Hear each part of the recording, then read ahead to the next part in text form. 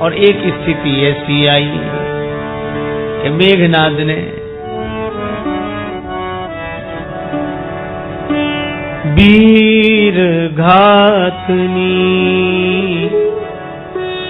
छाड़े सी सांगी तेज पुंज लक्ष्मण उरलागी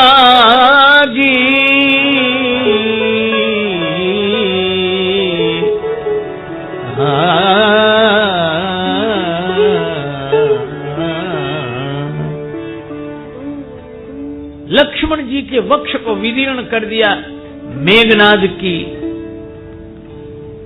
शक्ति ने, शक्तिवान ने। लक्ष्मण जी मूर्छित हो गए।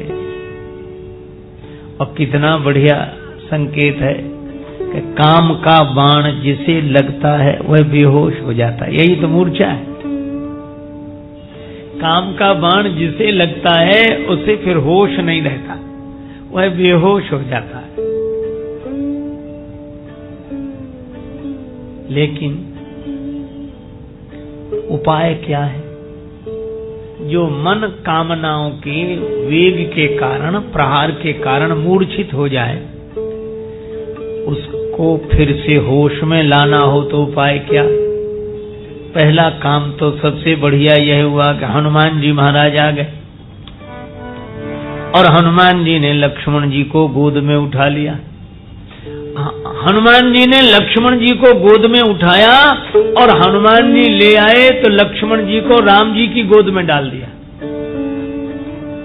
अब संकेत यह मिला कि विकारों के कारण मन अगर मूर्छित हो जाए तो उसके कल्याण का उपाय यह है कि संत अपनी गोद में लेकर भगवंत की गोद में डाल दें। अच्छा, संत की एक पहचान ही है, इसीलिए प्रथम भगति संतन कर संगा। संत कौन? कहा कि जो मूर्छित को अपनी गोद में तो उठाएं पर डालें भगवान की गोद में। अपने से जुड़े हुए को जो भगवान से जोड़ दे उसी का नाम संत है। इसीलिए मानस में आपको 2-3 तरह के संत दिखाई देंगे। श्री हनुमान जी ऐसे संत हैं कि वे भगवान के चरणों में ही रहते हैं। अंगद जी भगवान के चरणों में, बड़ भागी अंगद हनुमाना चापत चरण कमल विधि नाना। और दोनों भगवान के चरण से जुड़े हैं और दोनों दूसरे को भी भगवान के चरण से जोड़ते हैं। हनुमान जी रावण से कहते हैं राम चरण पंकज उर धरहु लंका अचल राज तुम करहु। और अंगद जी का ढंग दूसरा है पर काम वही है जो संत का है। संतों की अपनी अपनी शैली होती है, अपना अपना ढंग। हनुमान जी ने तो हाथ जोड़कर कहा कि रावण राम चरण पंकज उर धरहु, बड़ा सुख मिलेगा तुम्हें। क्यों? क्योंकि हनुमान जी भगवान के चरणों में रहते हैं, उन्हें पता है। पर अंगद जी ने दूसरी बात कही। अंगद जी बोले जो मेरा पांव हिला दे राम जी लौट जाएंगे। सीता जी को दांव पर लगा रहा हूं मैं। रावण ने यही अर्थ लगाया, यद्यप अंगद जी ने ऐसे नहीं कहा था। अंगद जी ने तो कहा था फिर ही राम सीता मैं हारी। राम सीता तो लौट ही जाएंगे, हारूंगा तो मैं ही। पर रावण ने अर्थ लगाया फिर ही राम सीता मैं हारी। ये वैसी बात हुई, एक आदमी खरबूजे बेच रहा था और बोला खरबूजे खरीदो, शक्कर से भी मीठे, शक्कर से मीठे खरबूजे, शक्कर से मीठे खरबूजे। एक ने खरीद लिया, बिल्कुल स्वाद नहीं था। पकड़ो पकड़ो इसे। बोले तुम कह रहे थे खरबूजे शक्कर से मीठे, ये तो बिल्कुल मीठे नहीं है। बोले आपने हमारी बात ध्यान से सुनी नहीं, ये वैसे मीठे नहीं शक्कर से मीठे। शक्कर लगाओ तो मीठे हैं, वैसे नहीं है। तो अंगद जी ने तो वही कहा कि फिर ही राम सीता मैं हारी। पर रावण ने अर्थ लगाया कि राम जी लौट जाएंगे, सीता जी को ये दांव पर लगा रहे। तो रावण बोला बंदर का पांव उखाड़ दो। बड़े बड़े आए पर अंगद जी का पांव हिला नहीं। रावण से अंगद जी बोले अब तुम ही बचे हो, आओ। रावण गया और जैसे ही अंगद जी के पांव पकड़ने के लिए झुका, अंगद जी ने तुरंत पांव हटा लिया। बोले ये क्या कर रहे हो, पांव पकड़ने क्यों नहीं दिया? अंगद जी बोले बस यही सिखाना था, झुकना सीख लिया है ना, पर झुकना यहां सीख लो, पर पकड़ो तो भगवान के चरण, गहति न राम चरण सट जाइए। तो संत कौन? जो अपने चरण में झुकना सिखाए लेकिन चरण भगवान का पकड़ाए, वह संत है। झुकना यहां सीखो, चरण भगवान का पकड़ो। संत कभी भगवान की जगह नहीं लेता, भगवान से जोड़ता है। यह हनुमान जी, अंगद जी संत हैं, और रावण ऐसा संत है बनकर आया, ऐसा साधु बनकर आया। वह सीता जी से कहता है कि राम जी की जगह हमें स्वीकार कर लो, और श्री सीता जी भक्ति रूपा हैं। तो जो बनावटी संत हैं वे तो भक्ति से कहते हैं कि भगवान की जगह हमको ही स्वीकार कर लो। भक्तों में जो भक्ति की भावना है उनसे कहते भगवान कहाँ मिलेंगे, बस मिल गए, सामने देखो प्रत्यक्ष बैठे। अरे भाई,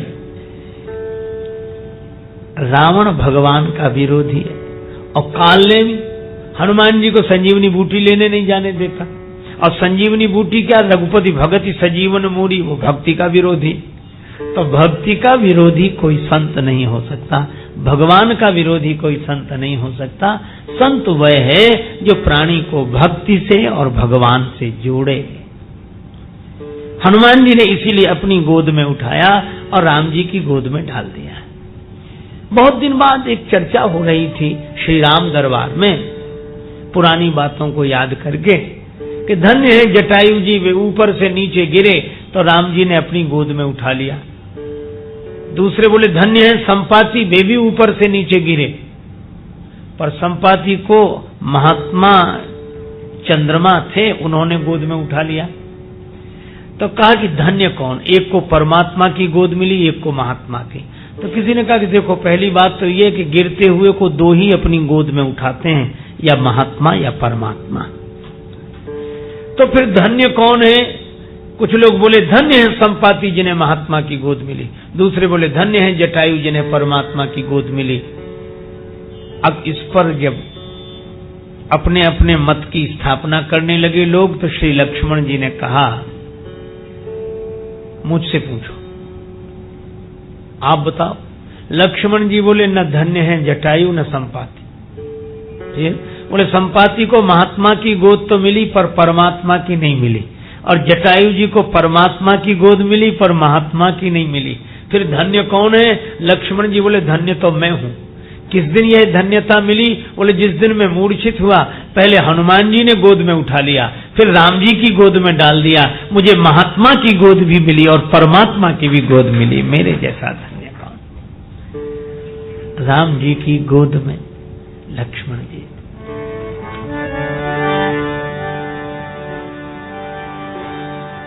अनुज देखी प्रभुअति दुख माना,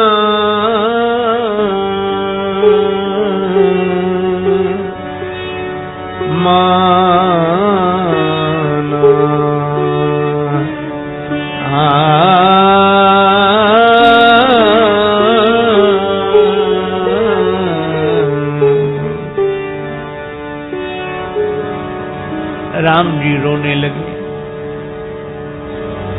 लक्ष्मण है मेरी गोद में, लेकिन आंख नहीं खोल रहे, और संकेत यह है कि भगवान की गोद में ही यह जीव है, पर कामनाओं के प्रहार से ऐसा मूर्छित है कि आंख नहीं खोल रहा है।